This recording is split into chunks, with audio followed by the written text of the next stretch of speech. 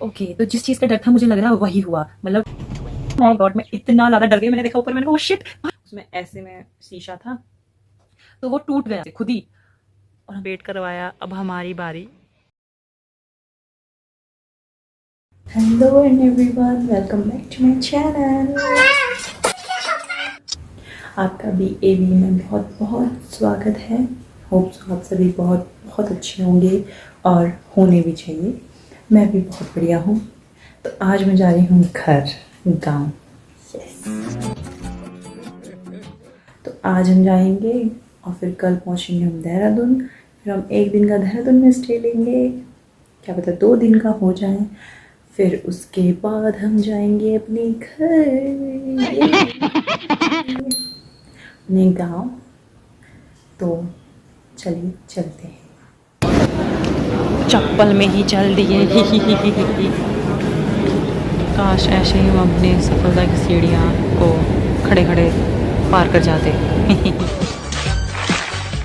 क्या प्रबंधन है भाई। इस फाइनल डेस्टिनेशन वाले टाइम पे ट्रैवल कर रही हूँ, घर जा रही हूँ। होप सो सुरक्षित पहुँच जाऊँ। गाइस उत्तराखंड की बस लग चुकी है देहरादून की। यार मन करता है ये सारा खा के यार कोई दिला दो सारा। शायद इनको भी ओसीडी है। थैंक यू भैया, इतनी शांति मिल रही है इनको ऐसे देखकर।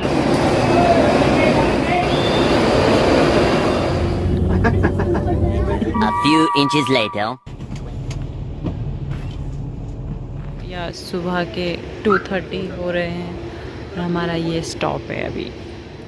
कुछ ज़्यादा ही कैजुअल होके नहीं आ रखे। कपड़े पहनने का तरीका थोड़ा कैजुअल है।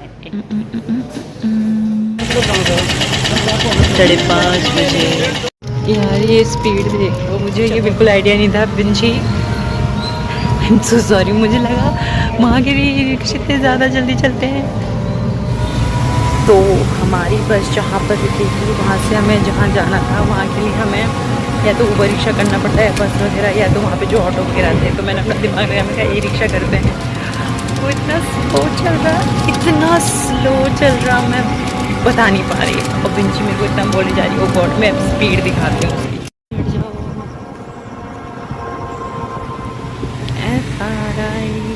So beautiful. आई सो सॉरी, मुझे बिल्कुल आइडिया नहीं था। मुझे भाई साहब यार देखो, इस सड़क पे तो बहुत जल्दी चल सकता है ये, बट ये नहीं चल रहा। इसमें मैं क्या करूँ यार। देख लो नॉर्मल इंसान इससे तेज चल रहा होता है, हमारे साथ ऐसा क्यों होने होता है।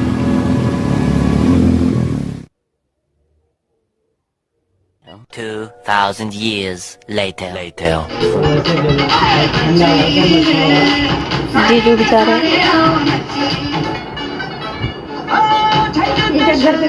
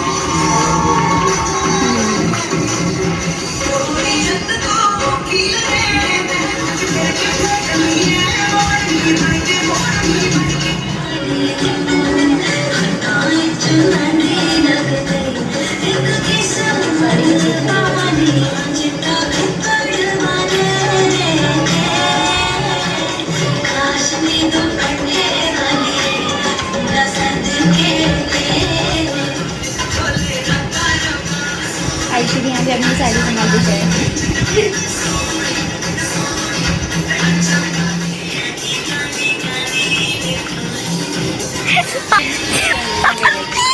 ऐसे भी अपनी वीडियो देखते हुए होता है।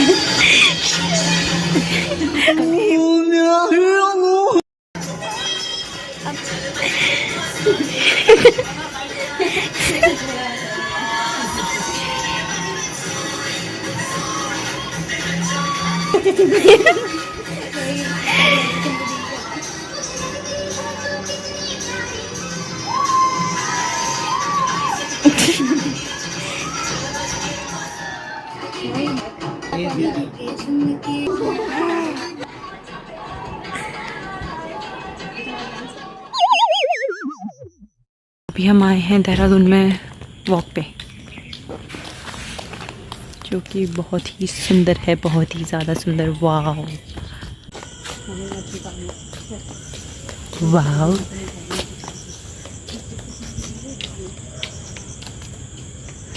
इन्होंने आंखें बंद कर रखी है, बट हमारी रास्ता दिखा रहे हैं। यहाँ पे कुछ नहीं है दीदी, थोड़ा सा हमें रास्ता ही नहीं है पता।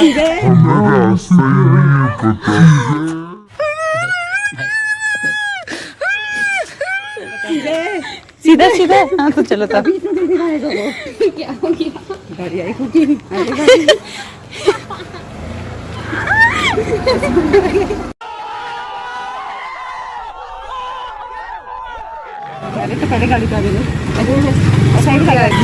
Thousand years later. मैं बिल्कुल इमेजिन नहीं कर पा रही लोग क्या गा रहे हैं, बट मेरे एक्सपीरियंस के हिसाब से मुझे गाना पड़ेगा।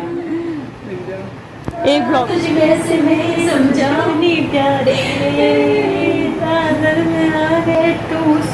क्या लगी गा रही है।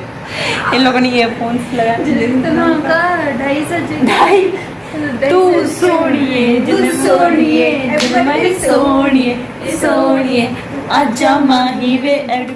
देखा आपने लापरवाही का नतीजा है। इनके ईयरफोन्स लगे हैं, तो ये सिंगर All cool boys का नाम make some noise and say oh rockstar Richa Joshi और माली साहब, ये दोनों सिंगर और मेरे ऑडियंस और मेरे जज सब कुछ लिरिक्स। 2 days later. आज मैं जा रही हूँ घर।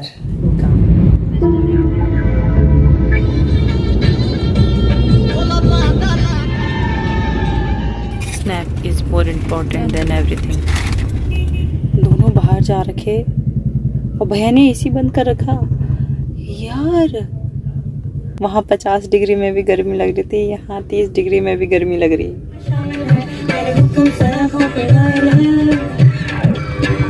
इसके बाद तो मजा आ जाता है। समंदर तू भी तो बंद हुए, उड़ते पतंग में जोगी मतलब।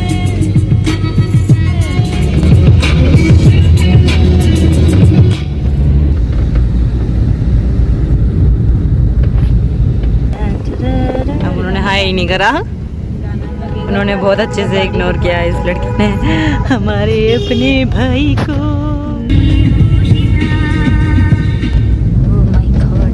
चारों तरफ खोरा ही खोरा। भाई शांति देख लो यहाँ पे। गाइस हम लोग पहुँच गए हैं अपने घर में। इतनी शांति। पहले तो मुझे जैकेट में एकदम पुलिस वाले जैसी फीलिंग आ रही। मैं अकेले नहीं आई हूँ, मेरे साथ एक और चीज आई है। क्या? ये जूम कर रही हूँ। हम 3 लोग, मेरे तो बहुत आ रखे, पता नहीं कितने सारे आ गए, पता नहीं एक ही दिन में। बहुत चेंज आ गया है। किस पे? नागठात में तुझ में 3 दिन में। ये तो एक ही हफ्ते बाद आ रही वापस। एक हफ्ते पहले ये गाँव आई थी 3-4 दिन के लिए। जो तूने ऐसे करके जो मेरी शर्ट की प्रेस खराब की ना, प्रेस ऐसे करने से प्रेस खराब हो गई इनकी।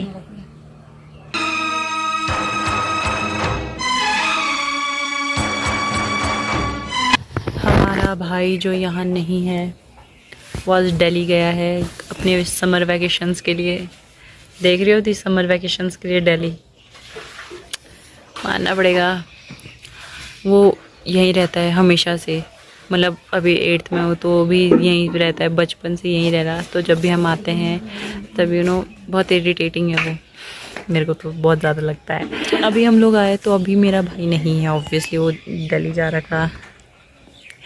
तो ऐसे लग रहा कि कोई आ क्यों नहीं रहा, कोई बोल क्यों नहीं रहा, वरना वो पीछे पीछे क्या लेके आए, कैसे आए, क्यों नहीं आए थे अभी तक, कितनी लेट क्यों हो गई, इतना ऐसे क्यों हो गया, तब ऐसे क्यों हो गया, ये सब बोलता रहता था, बकवास करता रहता था। मुझे तो बहुत नफरत है उसकी, बट अभी वैसे लग रहा है। मेरी मम्मी की मस्ती देख लो एक बारी के लिए। हम लोग 3 दिन पहले आने वाले थे, पर वो फिर हम लोग देहरादून में रुक गए थे, तो हम आ नहीं पाए थे। तो हम आ जाए, तो हम अभी फ़ोन कर रहे हैं मम्मी को। हम 10 मिनट हो गए हमसे, तब से मम्मी कहाँ है, मम्मी कहाँ है। हमने फ़ोन किया मम्मी को, मम्मी कहाँ है। मम्मी कह रही मैं घास को आ रखी हूँ। मैंने कहा तो आओ अब घर। मम्मी कह रही अभी नहीं आ रही मैंने कहा आओ, क्या कर रहे हो आप। कह रही नहीं, तुमने मुझे बहुत वेट करवाया, अब हमारी बारी।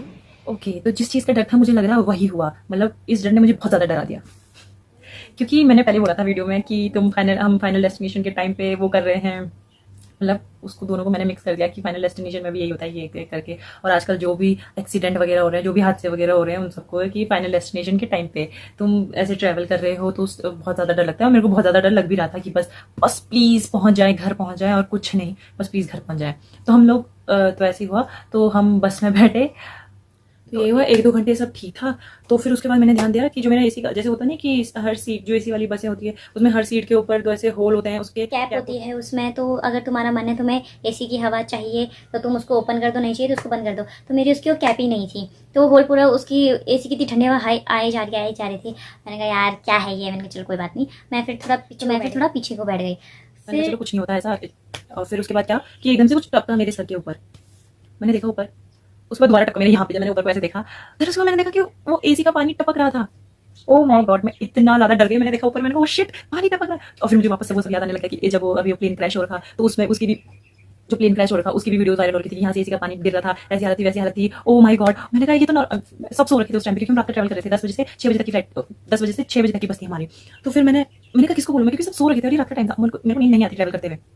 तो मैंने कहा ओ माय गॉड, अब मैं चिड़ियों की आवाज़, इतनी शांति यहाँ पे, तो इतनी शांति थी वहाँ पे कि मैं किसी को बोल ही नहीं पाई थी। मैंने सोचा था चलो थोड़ी देर बाद स्टॉप आएगा, वहाँ पे जाके हम लोग स्टाफ को बोल देंगे, इनका जो भी है बस में, कि भाई एसी पानी टपक रहा है। फिर मैं थोड़ा ऐसे पीछे को हो रही थी, क्योंकि वो एसी की हवा डायरेक्ट आ रही थी, तो मैं थोड़ा पीछे को, फिर मेरे को स्मेल भी आ रही थी, स्मेल से आ रही थी कुछ ऐसे जलने जैसी। मैंने कहा शिट, मैंने सोचा गए यार, मैंने सोचा अब तो गए, पानी टपक रहा है, स्मेल आ रही है।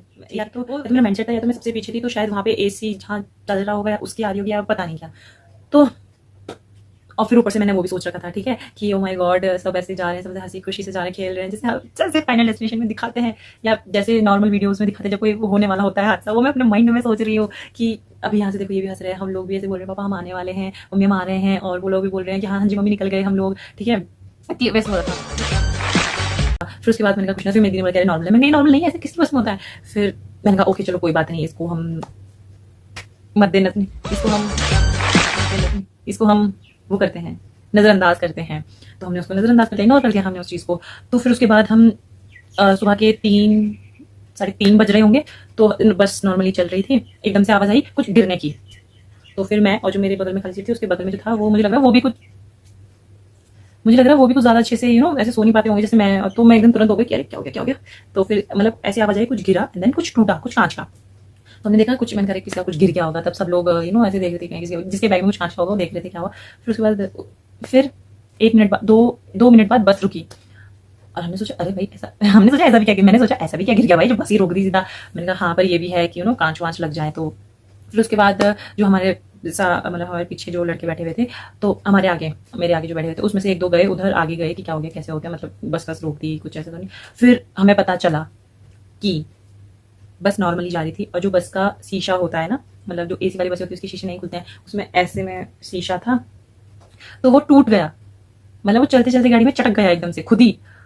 और हमसे मैंने कहा व्हाट, कि हाँ, और वो चटका। तो और फिर उसके बाद हमें पता चला जो वहाँ पे पैसेंजर बैठा हुआ था, लड़की थी या लड़का था मुझे इतना ध्यान नहीं है, तो जो वो वहाँ पे बैठा हुआ था, जब वो ग्लास चटका एकदम से, मतलब ग्लास टूटा, क्या बोलेंगे उसे, हाँ यही बोलेंगे कि ग्लास ब्रेक हो गया, एकदम टूट गया, चटक गया, हाँ यही बोलेंगे।